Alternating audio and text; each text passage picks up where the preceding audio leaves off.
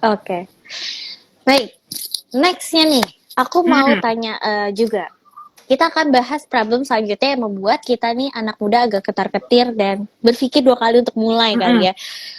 Modal aku sedikit nih ke aku tuh ya buat kebutuhan sehari-hari aja masih pas-pasan. Apakah ah, ah. baiknya aku mulai investasi dengan modal pas-pasan aku atau lebih baik aku belajar dulu ya? Nggak apa-apa investasinya tunda dulu. Nah, Oke, gimana nih? Kalau dari POV-nya, Kak Olive? dari aku ya. Kayak tadi kita udah bahas juga ya sedikit di awal gitu ya. Kalau modalnya masih sedikit, masih terbatas gitu ya. Balik lagi invest dulu ke diri kamu gitu loh. Nggak ada yang salah gitu dengan investasi ke diri kamu ya. Investasi itu kan nggak melulu tentang harus kelihatan returnnya gitu ya. Mm-mm. Intinya zaman Mm-mm. sekarang kan investasi itu sama dengan kelihatan returnnya gitu. Jadi benar-benar kalau istilahnya kalau tidak menghasilkan uang itu nggak investasi gitu ya. Tapi yang aku lihat malah yang aku saranin gitu kalau bisa ya dari aku, kalau aku bisa ngomong ke diri aku yang dulu gitu ya, Mm-mm.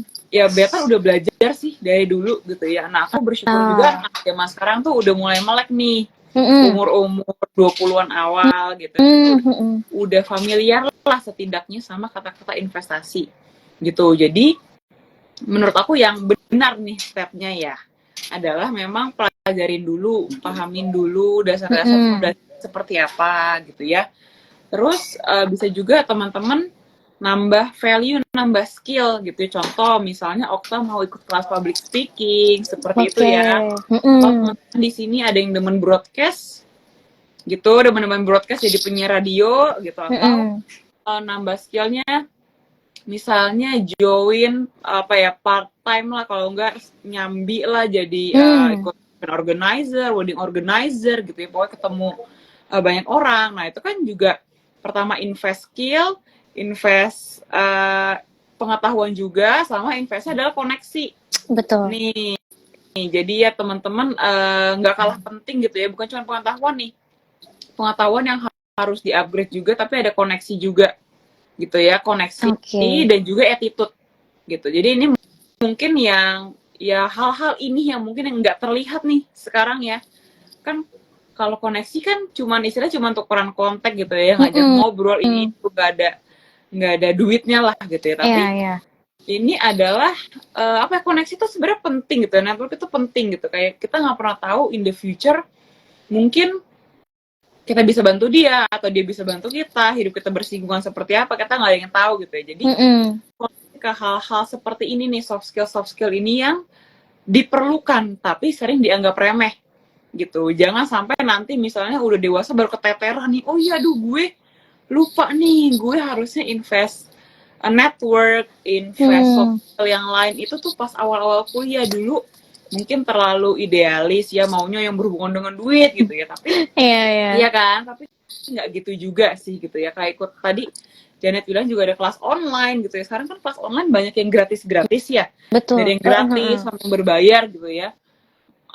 Aku ngeliatnya sih gini ya, itu kelas online gratis itu udah suatu apa ya, kebanggaan lah, satu hal yang bagus gitu ya. Jadi teman-teman nggak perlu bayar gitu ya, bayar let's say 100.000, 150 untuk dapat ya pengetahuan sedikit-sedikit lah, setengahnya teman-teman tahu kulit-kulitnya gitu ya. Itu jadi ya invest juga lah seperti itu. Terus tadi ada Oke. invest, kita obrolin investasi ke uh, appearance ya, perawatan diri ya gitu, Mm-mm. Betul. jenjang karir juga seperti itu.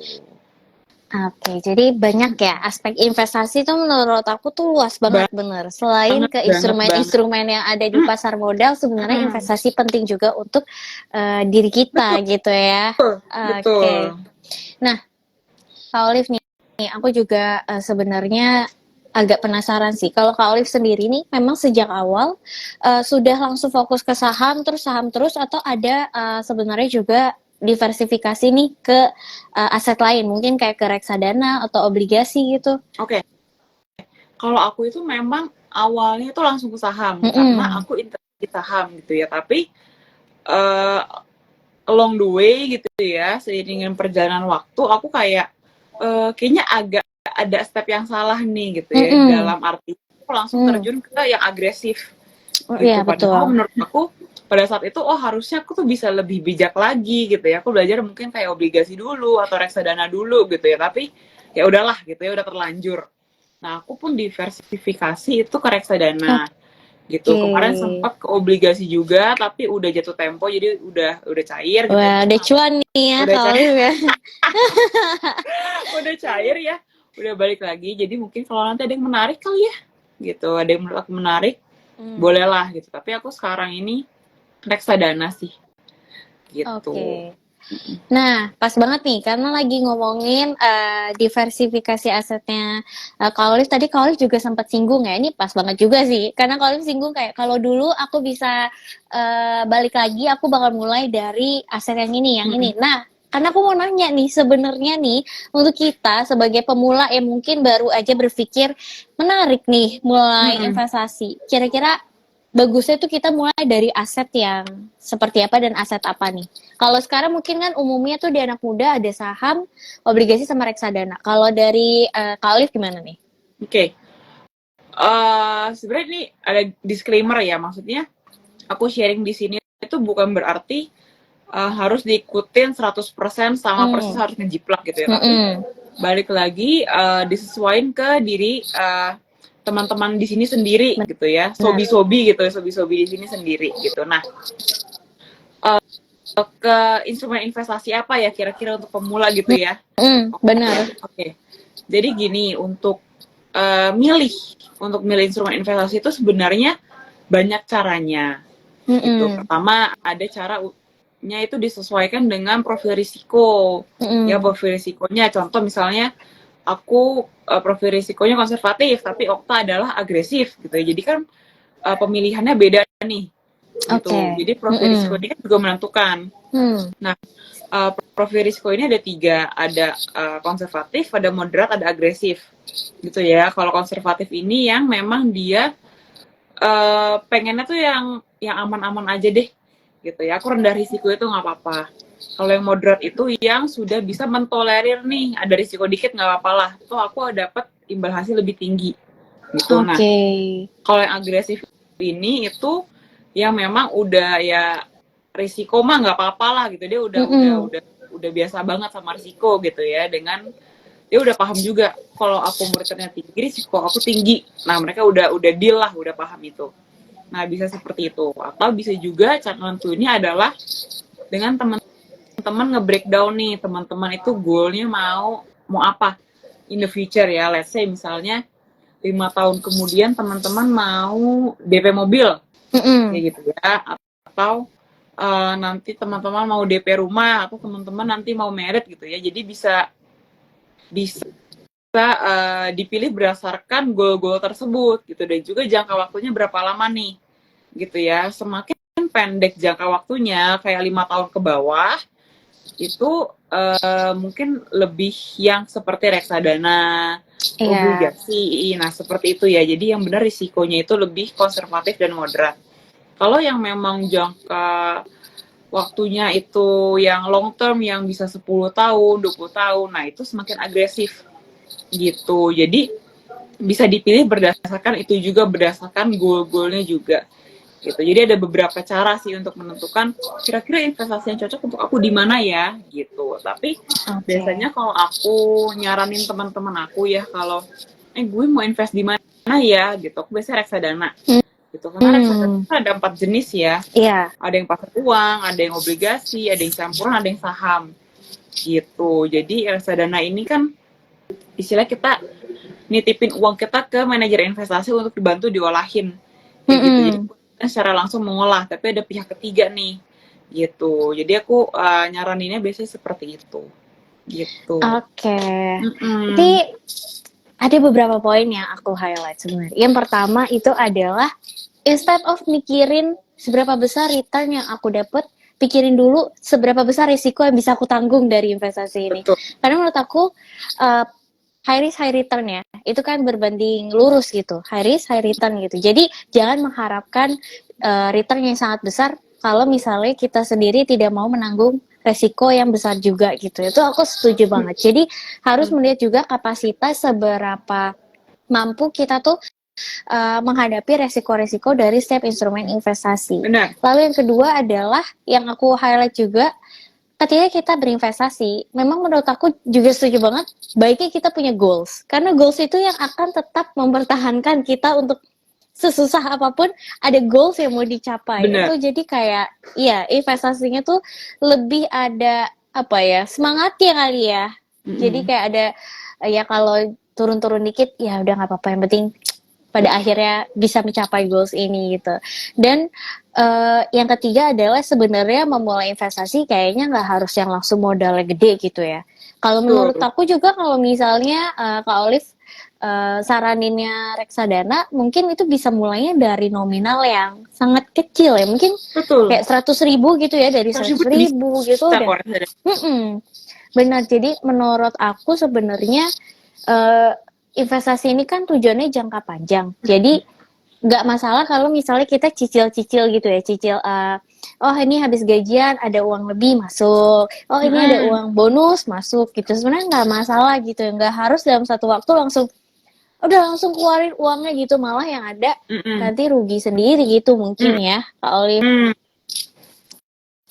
Oke, ini udah banyak banget poin-poin yang ter-highlight. Mungkin di sini jadi jatuhnya kita mendiskusikan tentang mindset yang ada di kepala kita nih kalau berinvestasi itu seperti apa gitu ya. Dan hopefully di sini sobi-sobi nih yang nontonin dari tadi nih bisa mulai sedikit tersentuh gitu ya, kayak oh ternyata ini juga dirasakan loh ketakutannya gue, atau kayak tujuan gue berinvestasi itu untuk ini loh, ternyata dirasain juga, dan baik dan gak baiknya juga kita tahu hasilnya.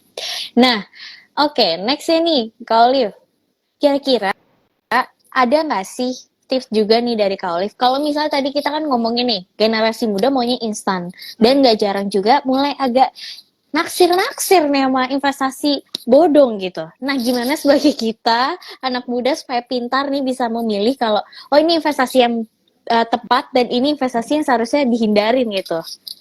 Oke, investasi bodong ya. Iya, betul. Rame ya investasi bodong. Betul. Pinjol, gitu iya, ya. Itu yang akrab banget sama hidupnya anak muda. Iya, akrab banget sih gitu.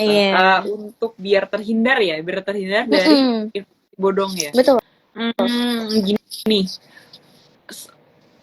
cara kita spot ya, salah satu ciri-ciri investasi bodong itu yang paling gampang kita spot adalah dia pertama menjanjikan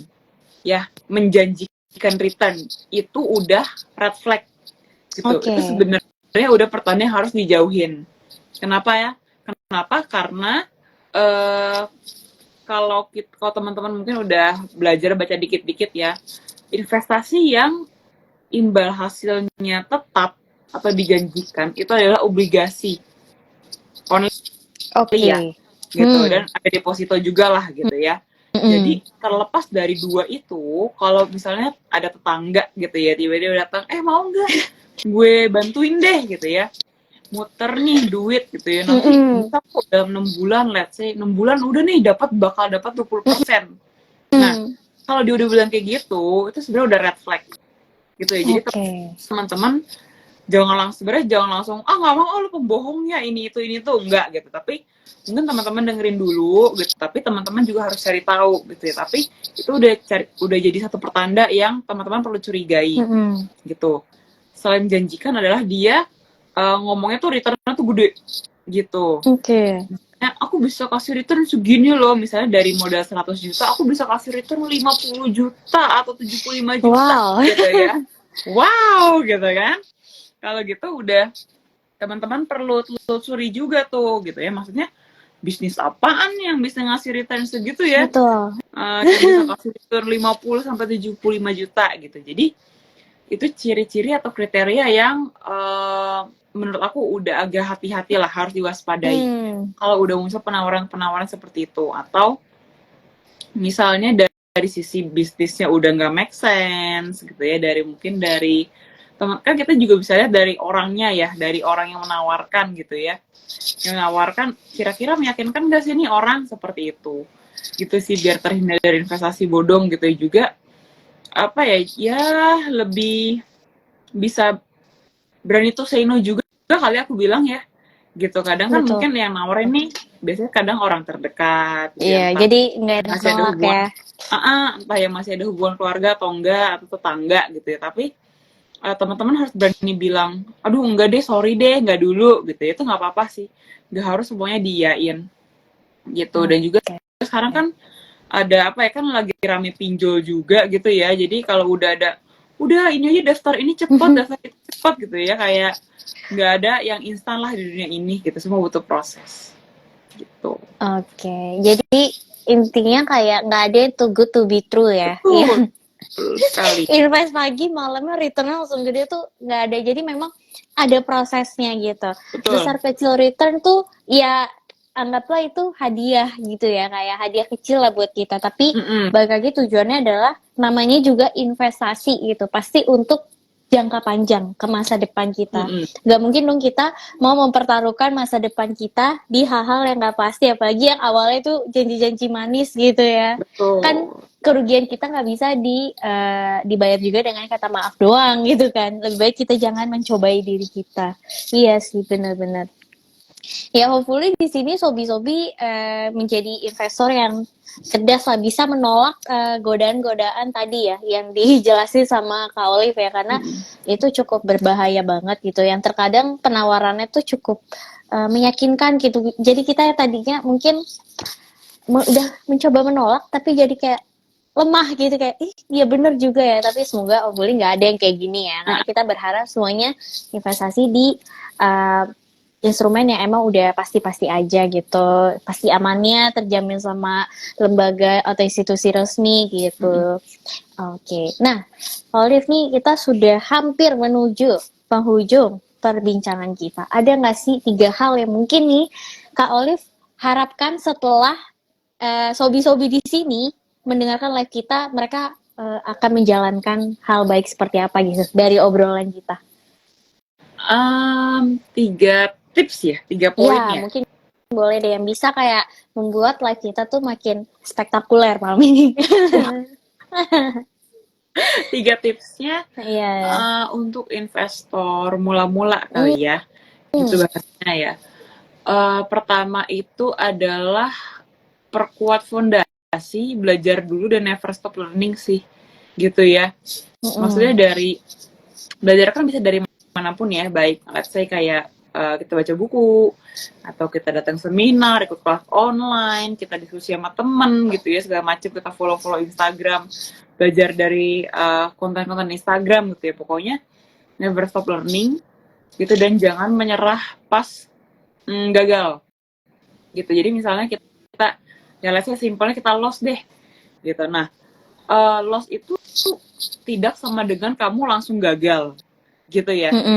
Jadi kalau loss itu memang ya udah pelajarin dulu kira-kira salahnya di mananya, apakah memang salah dari keputusan kita, cara mengambil keputusan, atau ada dari luar seperti itu. Jadi dievaluasi lagi gitu. Nah, yang kedua itu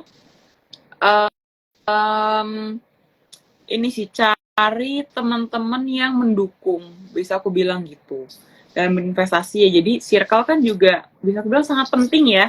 Kita cari orang-orang yang memang kasih dampak positif, dampak baik ke diri kita gitu. Jadi misalnya kalau kita lagi agak melenceng dikit atau lagi agak-agak suntuk dikit gitu, jadi masih ada support sistemnya lah gitu ya, bahasa anak zaman sekarang ada support sistemnya gitu. Jadi ada teman diskusi juga gitu. Nah, saham ini memang kalau investasi butuh teman diskusi sih. Jadi ada sudut pandang lain lah gitu. Mungkin teman-teman selama ini cuman mandangnya adalah argumennya adalah A B C D gitu ya. Ternyata setelah teman-teman diskusi sama orang lain, tambah lagi nih point of view-nya. Jadi ada pertimbangan lagi seperti itu. Gitu sih. Jadi never stop learning. Terus apa tadi cari circle yang membangun ya, gitu ya. circle. Satu lagi apa ya? Aku lagi mikir apa ya? Satu lagi ya. Satu lagi mungkin jangan lupa inti konten-kontennya Kak Olive ya, karena bisa bisa menambah pengetahuannya sobi-sobi Itu juga boleh. nih Itu ya boleh. mengenai